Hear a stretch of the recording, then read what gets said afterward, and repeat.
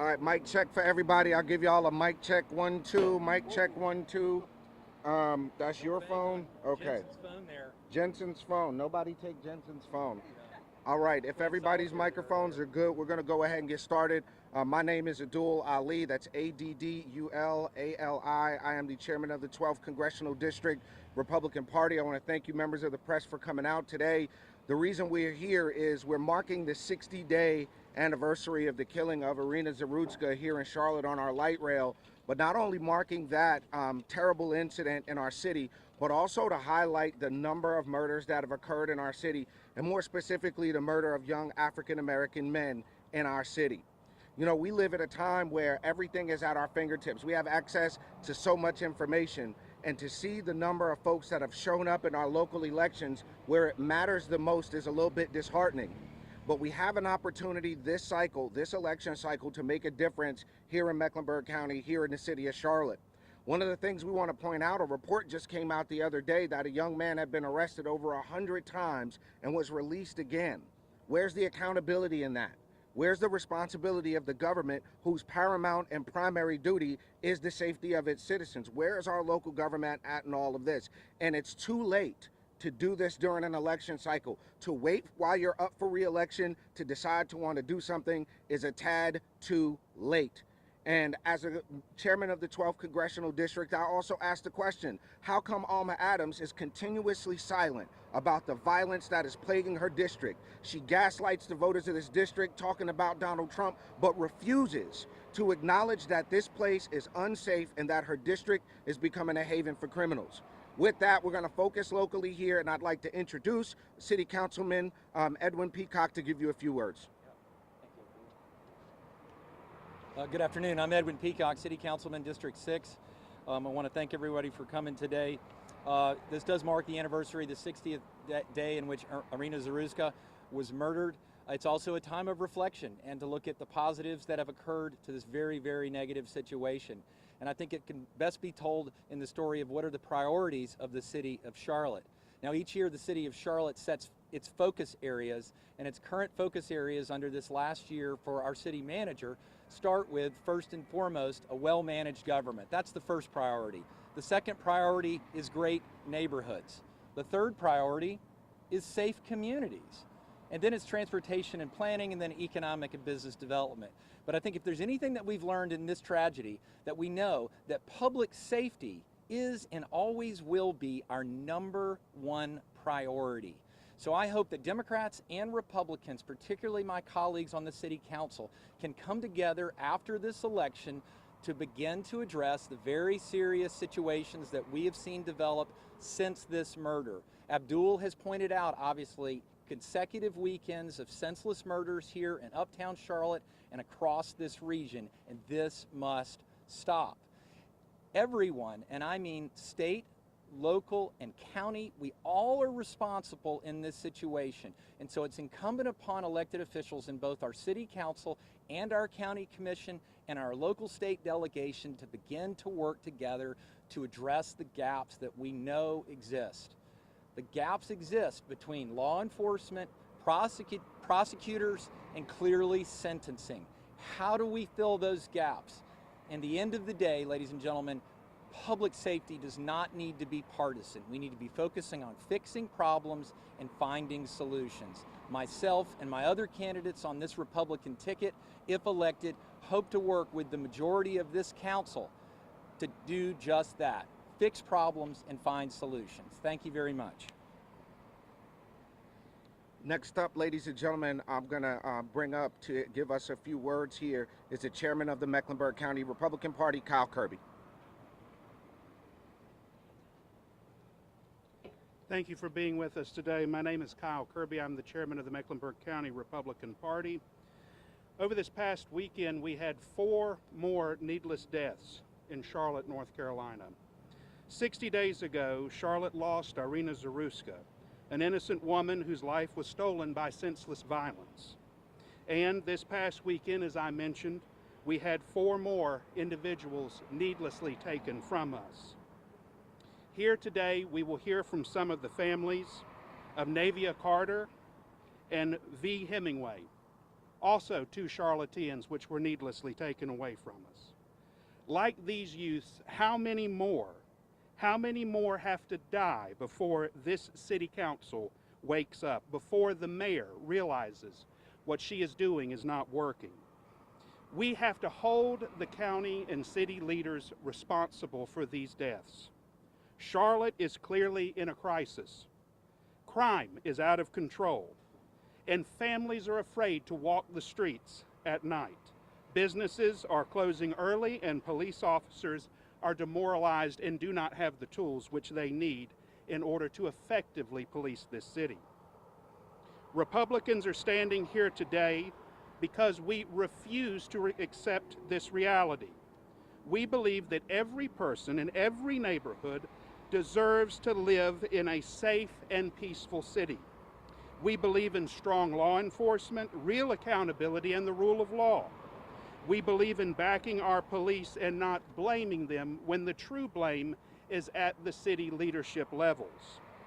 The choice before Charlotte could not be any clearer. Do we continue down the path, this dangerous path that we have chose, or do we elect new leadership, Republican leadership, which can bring and restore safety, sanity, and common sense to our city?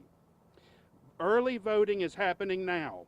Don't wait and do not set this one out. I beg you for the youth of our city. Between now and Election Day, November 4th, you have the power to say enough is enough. Vote for leaders like Terry Donovan, Edwin Peacock, Krista Bakari, and James Bowers, who will work to protect the families and defend our community and make Charlotte safe again. It's time to take back this city. And on a personal note, I'll say, as a father of a 3-year-old child, it hurts me deeply every time I turn on the news since Iryna Zarutska's death. And it seems like every single day we see additional needless deaths in this city. Charlotte, I beg you, I implore you, for your own good, for the future of our community, get out now and vote. Only you, the voters of the city of Charlotte, can save ourselves from this epidemic of crime and disparity. I would like to introduce now my good friend, Anita Albright, who is going to say a few words in regards to this ongoing crisis in the city of Charlotte. Anita? Thank you so much. Hey, how's everyone doing? I am Annette Albright, and I come to you today to speak to you about a very serious problem that is plaguing our community, and that is the homicides, the juvenile homicides of black males in this city, and now also merging over to taking the lives of black females. On October the 12th, we had Joel Kaliska, and I'm hoping I'm pronouncing his name correctly, 19 years old. October the 13th, Dantravion Hobbs, 23 years old. October the 1st, Alexander Martinez, 16 years old. September the 21st, Jeremiah Gonzalez, 16 years old. September the 17th, Jace Edwards, 4 years old. August the 25th, Tyshawn Stokes, 16 years old. And the thing that is most disturbing about the homicide of Tyshawn Stokes is that 6 teens were arrested. The ages of those teens were 14 to 16 years old. So we have a problem with youth violence in this city. It's a problem that's often hushed away and people don't want to talk about, but it's having a big impact on our city and the lives of the juveniles in this city. What is the cause of gun violence? We often hear so many times, we need the root cause, we need the root cause. We know the root cause. The root cause of gun violence is solving conflicts with guns, lifestyle choices, and firearms improperly stored getting into the hands of our youth and even our children. Charlotte Mecklenburg, the population, people often want to reflect back and say we're living in poverty. Everyone's living in poverty in Charlotte. That's not necessarily true, because the numbers and the work that we have done in this city, and we have people doing amazing work, they don't match. The group that's living in the highest poverty percentage-wise is Hispanics at 25%, followed by the black race at 14%, and the whites at 17%. So if poverty was the factor that's pushing gun violence death, then we should see the highest amount of deaths among Hispanics. But 90% of gun violence deaths in Charlotte are black offenders with black victims. So we have to dispel that myth. We have to stop looking at what happened 20 and 30 years ago and focus on what we need to do today. Some of the solutions are simple. Children need parents. Parents is the first line of defense for these children. Parents have to start back going to the basics. You have to parent your child. You need to know where they are, where they're supposed to be, where they're going, who they're with, and what they're doing. Get to know your child's friends, get to know their parents, exchange numbers, utilize technology to track and keep up with your children. A lot of the things that are pushing these incidents and conflicts that's taking the lives of children, permanent solutions to temporary problems, is starting on the internet. Internet activity has to be monitored by parents. If I know that your child is in an apartment waving an AK-47, because I saw it on the internet, you should also know.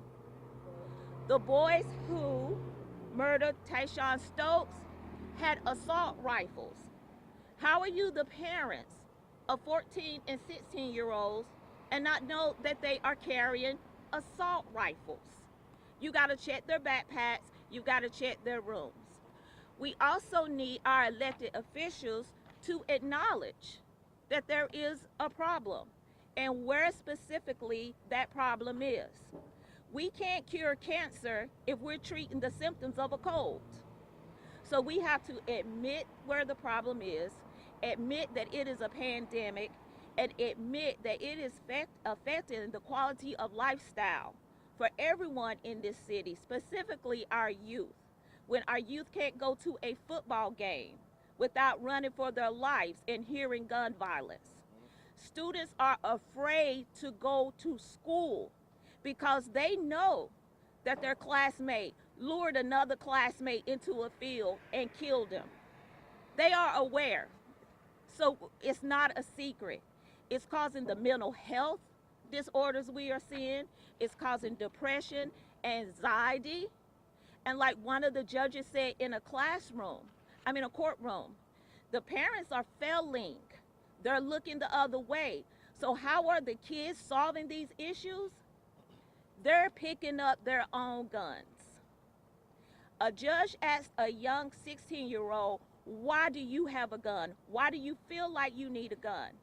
And his response was everyone has a gun, so I have to defend myself.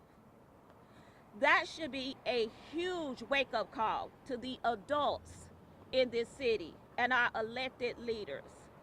And also, as Edwin Peacock said, we have several entities that are responsible for protecting this city, and they are not on the same page.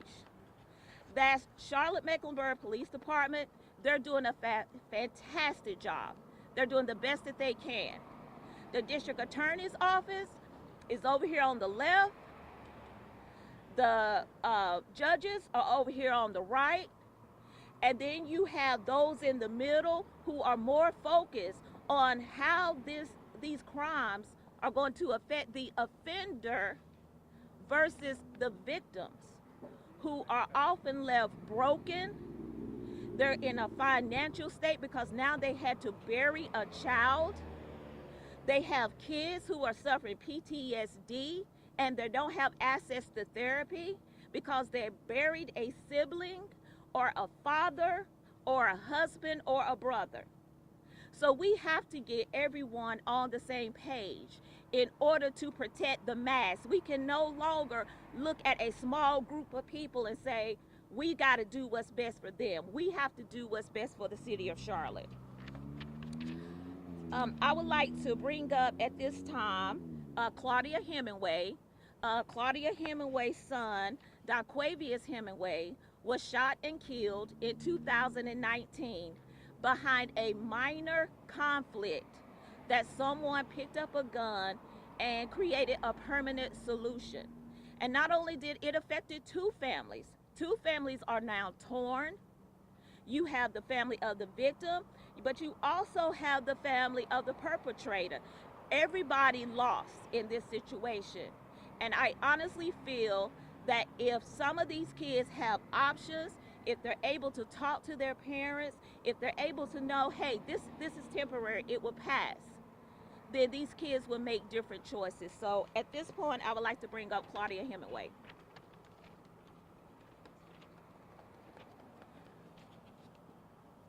Good morning. I would like to know, when are law-abiding citizens' lives be protected? When will our Declaration of Independence uphold its declarations that we have the right to life and enjoy the fruits of our labor? My labor was my 22-year-old son I no longer get to enjoy, as he was ambushed and gunned down at a residential pool by people he didn't know, nor did they know Donquavius. Who goes to a pool going to do a good deed and expect your life to be taken by murder? Lastly, why does a murderer mom get to see, speak, and write her murdering son when I no longer get any of that from my innocent, law-abiding, public servant son, Donquavius? When will lawmakers think about victims and realize this is a pain forever? My son was killed 2019. It feels like yesterday. And as Annette spoke, Donquavius had 4 more siblings. I have to watch my children grieve.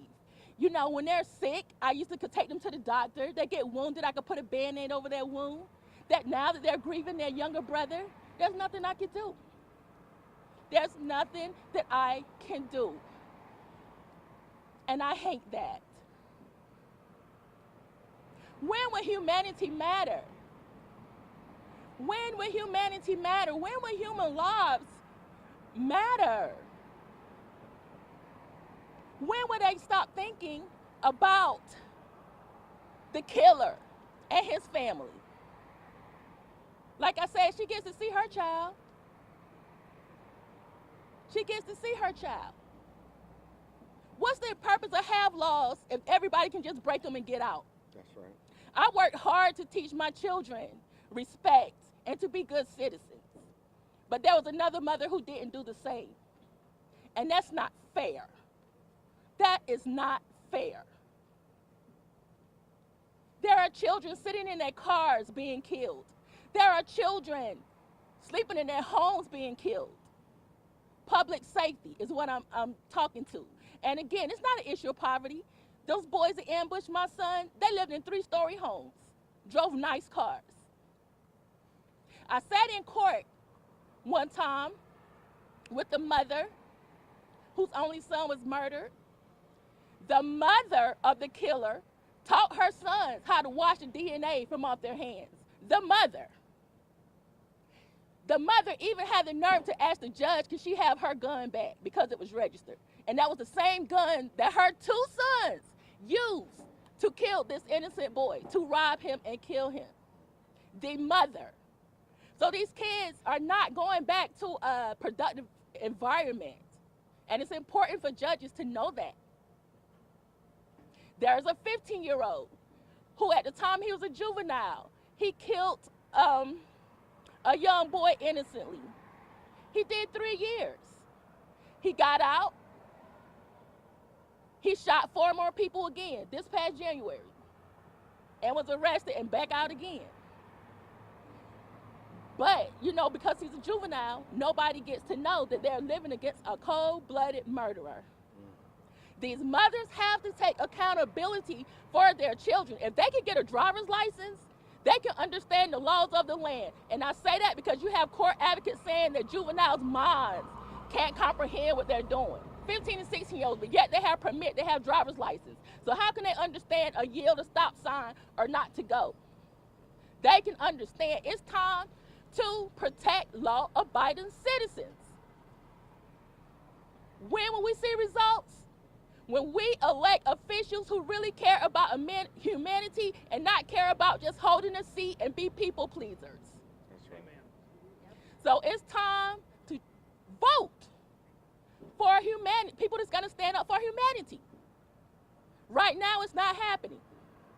So that's when we're gonna see our change. When we vote elected officials who really cares about humanity instead of being yes men. Thank you. There you go.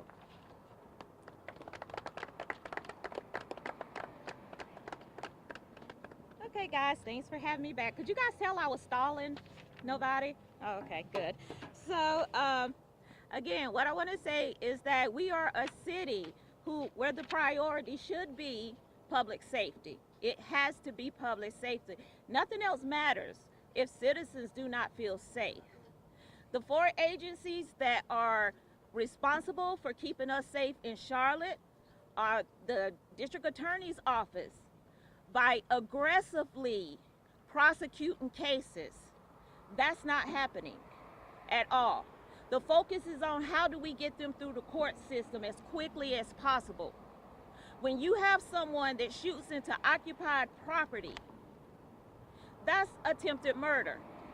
but the DA's office would drop it down to attempt, shooting into an occupied property and put that person on probation. Where does that leave the victims?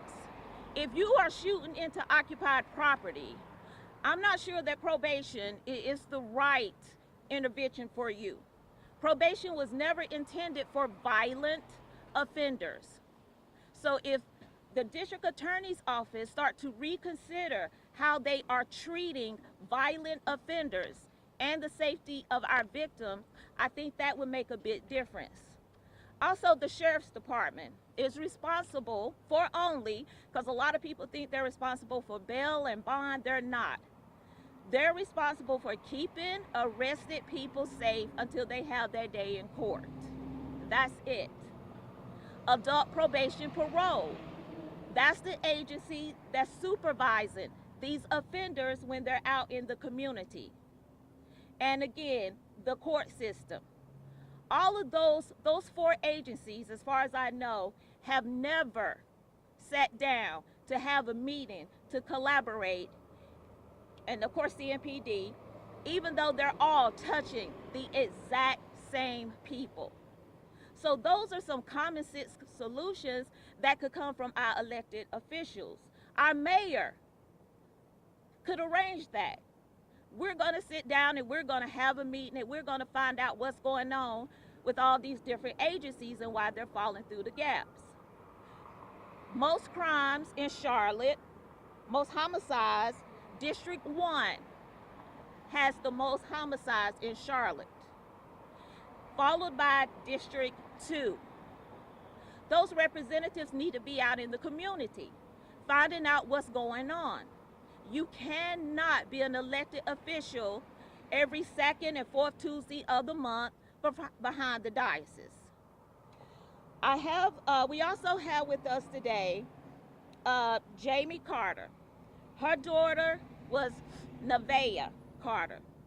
Nevaeh Carter was a beautiful 17-year-old who lived in Monroe, who came to Charlotte, and she did not leave Charlotte.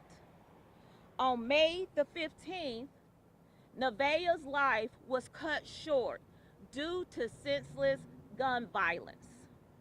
She was sitting in a car and someone pulled up and shot into that car, taking this wonderful, beautiful life, leaving a family and siblings devastated. This is not the reputation that we want in Charlotte. Drive-by shootings have increased tremendously. At one time, the drive-by shootings in Charlotte were gone. Now they're back up. We had a 3-year-old who was shot just this past Sunday.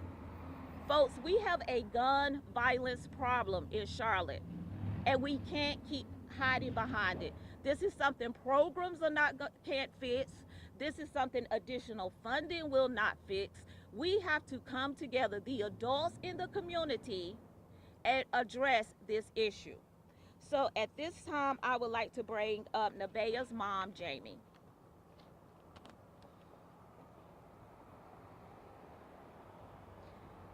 Hi, my name's Jamie Curitz, and I'm Nevaeh Carter's mom. My daughter was a 17-year-old who was shot and killed on May 31st in a drive-by shooting. Still, it's going on 5 months. I have no justice on her case. I call CMPD, I leave voicemails. They tell me that they're investigating. Details are confidential. I was just on the news a few weeks ago in regards to Crime Stoppers offering a $5,000 reward. But $5,000 is not enough to bring my daughter back. It's not any amount of money that is sufficient to bring my daughter, who was an innocent bystander, back. Not only that, the lives that they shattered, and just knowing that I'm a citizen of Charlotte and a lifelong resident, born and raised here in Charlotte, and the justice system has failed, knowing that they have a real-time crime center and the intersection that my daughter was killed at, North Graham Street and Craighead Road, has cameras. the right and left direction, no matter which way you're going, is a business district with plenty of surveillance. So going on 5 months now with no justice is just devastating to me. And also that someone so young's life has been taken away, and every time you turn on your TV to watch the weather, you got a breaking news alert that somebody else has been killed here in Charlotte. 8 people lost their life over the weekend. So it don't just start with my family. And you know what? When we turn on and we watch the news, sometimes we always look and say, you know, that'll never be me. But guess what? I was that mom that got that call, waking me up out of my sleep that my daughter was murdered. And still to this day, somebody is walking these streets, living their life every single day that killed my daughter. And I have to sleep at night knowing that there's someone out here who killed my daughter, and all of these parents who aren't receiving justice, but yet I go on the news and I see arrests have been made, and it's just everybody's being quiet, and someone needs to talk. These voices need to be heard. We need to come together as a community. And all of this crime, 9 times out of 10, it's black on black crime, like killing our own people. Like, we have to come together as a community, and we have to stand for something or fall for nothing. But as long as I have breath in my body, I will fight to the day that I leave here for justice for Nevaeh. Thank you. Thank you so much. Ladies and gentlemen, we only have 2 speakers left. I'm going to call up to the podium now, candidate for Charlotte City Council, District 3, James Bowers. James.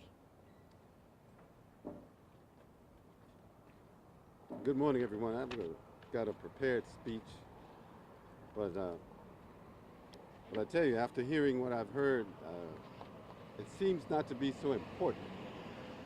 You know, I'm gonna kind of close the speech up and just speak from the heart. You know, Charlotte has been my home for almost 40 years now, and some of the things that have happened are just too much to say I'm just not going to do anything about it. I'm just going to close my eyes. I stepped up into this race to run for city council to prove 2 things. One is that my voice is being heard and that I can represent the people of District 3 with integrity, honesty, transparency, and with care. And when I hear of the tragic murders, Iryna Zarutska in District 3 and Jace Edwards and these other children, it just breaks my heart. But it just doesn't stop there. Things have to start at the top. It has to start at leadership. Leadership has to have more than just the title and has to have action. That's the difference now. You've got a lot of people who have just had the title but no action. My plan is to be a person of action, to hear the people's cry, to hear their hurts, their needs, and to react to them. Not to pontificate speeches and empty promises so that they can get elected. No, I've never been elected, but you can change that now. This is not about me. It's about you. It's about your family, your neighborhood, your city. What are you going to do as voters? Even the people here that are taping this broadcast, they are part of the fabric of this city, this county, this nation. It's important that they have clarity, clear-mindedness, and they're willing to fight also for what is right, what's true, and what's just. I don't do this because I try to be the most eloquent or represent a particular statistic. I do it because I'm an American. I have a right. I even have a right to disagree with those in my own party if I choose to. Do you? They call that free will. I hope you have it also. And will look towards new leadership, new focus, and to give us an opportunity to say, listen, Charlotte needs a change. I'm James Bowers. I'm running for City Council in District 3. God bless District 3, God bless Charlotte, and God bless the United States of America. Ladies and gentlemen, certainly last but certainly not least, Terry Donovan, Republican candidate for mayor. Terry. Thanks, Adol. Good morning, everybody. My name's Terry Donovan, and I am the Republican candidate for mayor. This race is no longer about Democrats versus Republicans. This race is about wrong versus right. This race is about good versus evil. It's about delusion versus common sense. You know, many of my best friends are Democrats, and guess what? They're voting for me. They're voting for change. The media has divided us so much that there are some people that are way far right and some that are way far left, but I personally believe that, like me, most of us live somewhere in between. And until we can all get on board and acknowledge that and stop with the divisive rhetoric, we're never going to take steps forward in Charlotte. Enough is enough. Enough is enough. It's time to reclaim our city. Our murder rate is up 200% compared to last year. We had 4 murders over the weekend. 4. This could be your kid. This could be your neighbor. This could be your sister. Enough is enough. It's time for everybody to stand up, get out, and vote for common sense. We cannot have lunatics roaming on our streets anymore, attacking people. We cannot have another Logan Federico story where she was executed by somebody who had been arrested 39 times. We can't have it. What are we doing? We all want the same things. We all want safe neighborhoods. We want to be able to walk down our streets and feel safe. And that doesn't matter what color your skin is, what your party affiliation is, or which neighborhood you live in. That's right. We all want the same things. So please, I urge every Charlottean, it is time to reclaim our city. Vote for change. The current city council, they just want to put their head in the ground. They want to say, oh, there's nothing to see here. Crime stats are down. You know what that does? It shows me and the rest of Charlotte just how tone deaf you really are. Amen. You're not out speaking to people. You're not out walking the streets. You're not out talking to business owners. Do that. And then let me hear what you have to say. Listen to the people. You're so tone deaf that it's embarrassing for our entire city. And people are sick of it. Charlotteans, it's time to step up, get out, and elect all new representatives. We've got to get Edward Peacock on. We've got to get James Bowers on. We've got to have a new mayor, myself. I will promise you one thing on day one. We are going to acknowledge that public safety is going to be our #1 priority, our #1 focus. Enough of this madness, enough of this lunacy, enough of this division. I'm going to step across party lines and work with anybody who has creative, common sense ideas. We must fund CMPD.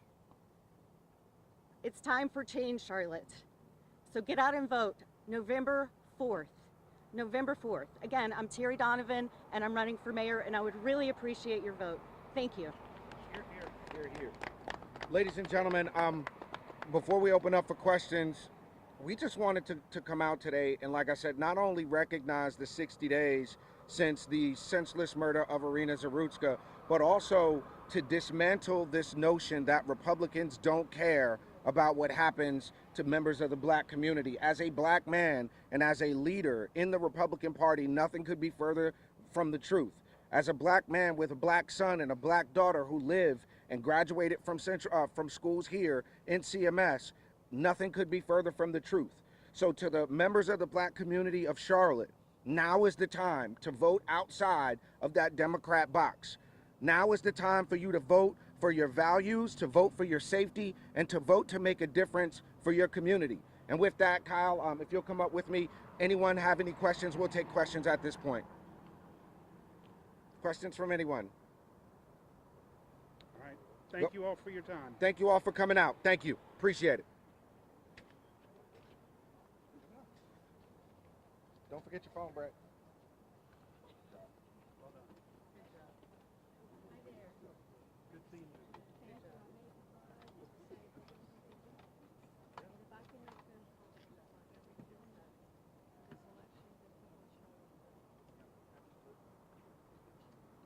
We have some icons set up over here from the recently departed, so if y'all want to have any time with the mothers, we certainly encourage that.